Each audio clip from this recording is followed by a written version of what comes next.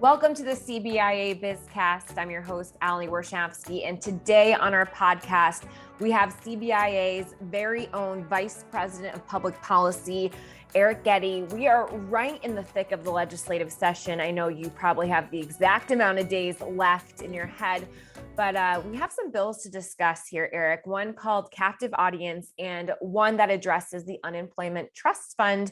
And we just want a little bit of a better explanation from you as to what they are and why we should either support or fight them. So welcome to the BizCast. Thank you so much. And yeah, unfortunately, as of today, when we're recording this, 43 days left of the legislative session. 43 days. Well, hang in there. The first one I want to talk to you about is SB 163. It's called the Captive Audience Bill, but as we've been hearing from business leaders, it's essentially a gag order on businesses. Can you explain that? Right. The real concern with this bill is that this would allow, if enacted, it would allow employees to simply get up anytime that they and walk out of a meeting anytime they subjectively believe that the employer was talking about political matters. The real problem is that political matters is defined so broadly that it could be virtually any conversation at all. It could be about legislation or regulation that's going to directly impact the business. It could even be about civic or community involvement on the part of the business. So it could touch on virtually any action that the business was trying to discuss, and it just gives a opportunity for folks within the company to create issues and not allow employers to provide important information. So can you give an example of how something might be considered political that might not be at all? Absolutely, and I think we just need to look back at recent history here.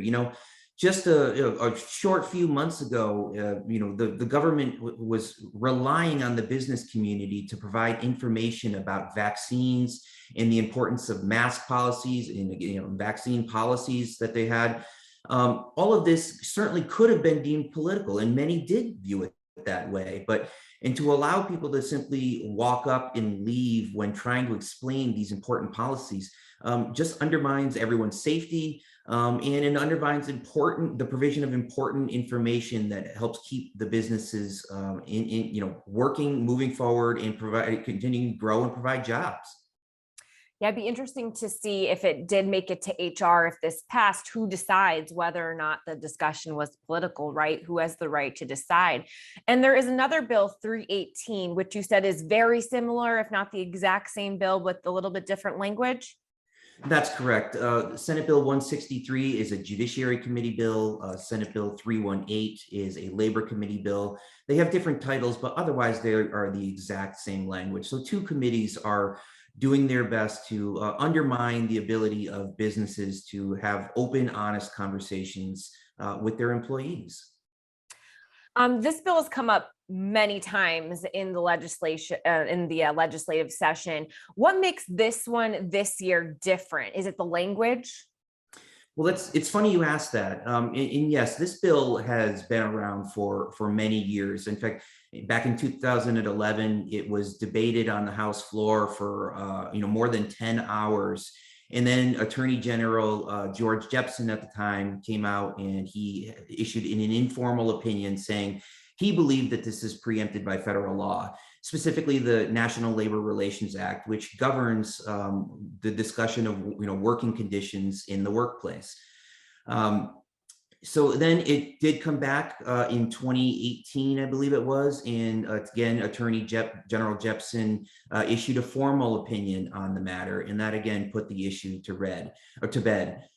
Just a short time later, the Attorney General retired. Attorney General Tong came in, and he felt a little bit differently. He said he wasn't certain that it wasn't preempted, but he believed that he would defend the law if enacted. Now, the problem is, it is still the exact same language that it was in the past.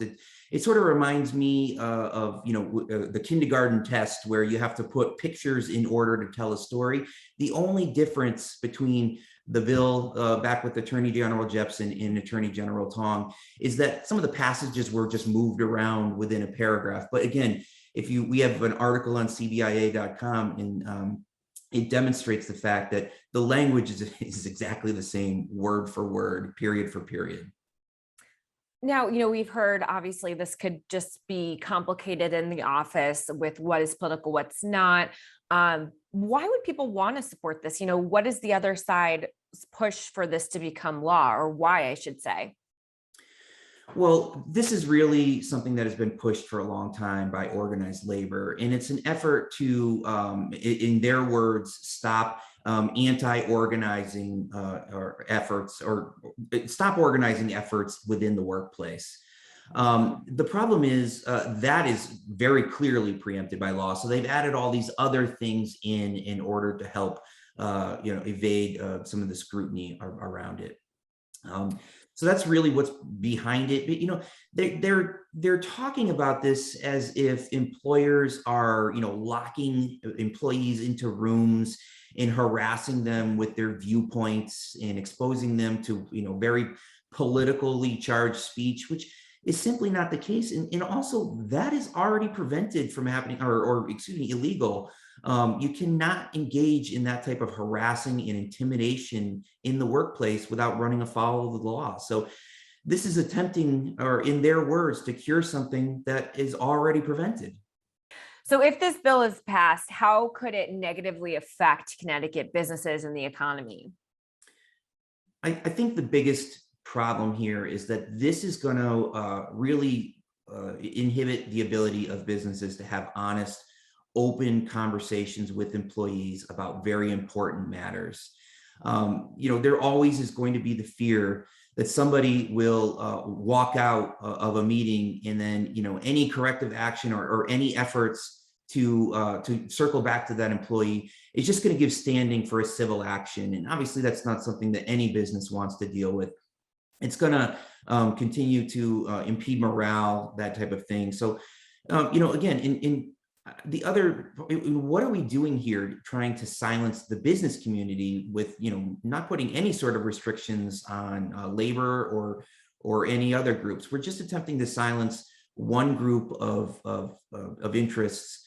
And, again, I think that's just something that's going to further prevent more businesses from coming to Connecticut. I mean, why would you come here and want to invest here and grow your business here if you have to worry about whether you can even speak to your employees here?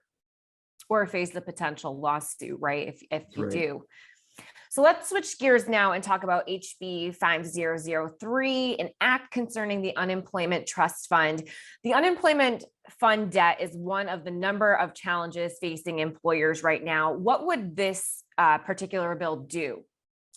Yeah, this is a great bill. This was put forward by House Republican leadership, specifically Representative Vincent Candelora. And it was also supported by the chairs of the Appropriations Committee, Senator Austin and Representative Walker. It's a great bipartisan effort that builds upon some great success we had last year. Last year we flagged the fact that employers were going to be dealing with a massive amount of unemployment debt related to the pandemic. Obviously, we had 1.2 million claims for unemployment. We had to borrow north of $800 million from the federal government to make sure all of those claims were paid. And while the state takes out the loan, it's the business community and the business community alone that has to pay back this significant debt. And the problem is, the business community didn't cause all of this unemployment. 60% of the unemployment claims were related to government shutdowns of businesses. So we thought that this extraordinary circumstances required a little bit of help, and we were not alone. 33 states used some federal stimulus funds to help the business community repay a portion of their unemployment trust fund debt.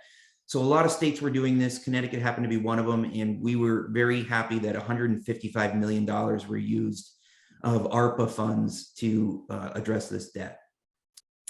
Is there a specific number yet, or just the fight for some of the money to be used towards it? The bill does not have a number at this point in time, and I think there'll be a lot of negotiations around that. But honestly, we need a lot of help related to this. Last year we engaged in negotiations with organized labor to ensure that the fund would probably never have solvency issues again in the future, but there's still this short-term debt that remains, and it's a pretty massive debt. So we definitely are going to be looking for the legislature to provide some substantial help related to this. In the meantime, until that debt is satisfied, the business community is going to be seeing higher and higher unemployment taxes every single fall until that debt is satisfied. There have been a number of articles lately about how fiscally strong the state's rainy day fund is. Is that a reason to do it now? Well, I think we need to address this debt. I mean, we know for sure that last time around in the 2008-2009 recession, that we were in very similar circumstances, had to borrow nearly $1 billion from the federal government. And the business community took 6 years to repay that unemployment debt. And it was a complete drag on our economic recovery. We have a great opportunity now. We have short-term surpluses. If we make the right investments and if we eliminate some of these things that we know are going to drag our economic recovery down, and again, provide some additional tax relief, remove some of these issues, we are set to have if we invest in growth in opportunities like that, we have a real opportunity in this state to make sure that we are attracting more businesses here, creating high-paying jobs. We need that investment now. So it is a critical opportunity. The governor mentioned that in his opening day speech at the legislature. We have a once-in-a-generation opportunity here. That is this legislative session, and we really need the lawmakers to do the right thing. Well, Eric, thanks so much for joining us for this special legislative session edition of the BizCast. It's very informative, and maybe we'll be talking to you again within the next 40 or so days you have left. I hope so, Ali. Thank you so much for having me on today. And thank you for listening to this week's BizCast. You can listen on Apple, YouTube, SoundCloud, and for more episodes, head over to CBIA.com.